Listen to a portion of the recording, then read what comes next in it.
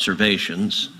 Number one, it is interesting as our Democrat colleagues defend these nationwide injunctions that neither of them made any reference to the fact that the number of nationwide injunctions issued in the first 4 months is greater than the entire 20th century and is greater than all of the nationwide injunctions issued against Bush, Obama, and Biden combined, nor did they address the disturbing fact that of the 40 universal injunctions that have been issued in the last 4 months, 35 of them came from the same 5 judicial districts.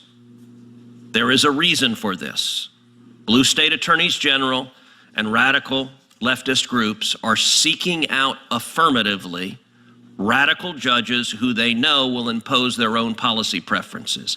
If it were simply, as our Democrat colleagues said, judges following the law, then you wouldn't have to keep going to the same radical judges over and over and over again, because judges across the board should do that. But the litigants know exactly who the zealots are that are on the bench, and that's who they are seeking out. I will also point out that the discussion about the urgency of protecting the safety of judges.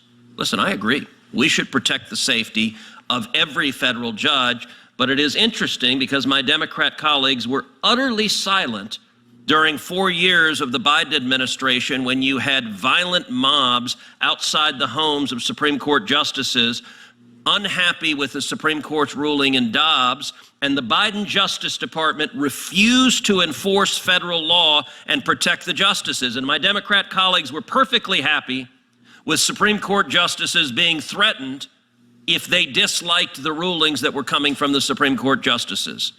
Unlike my colleagues, I believe we should protect judges regardless of whether I agree with them or not. We should protect their safety.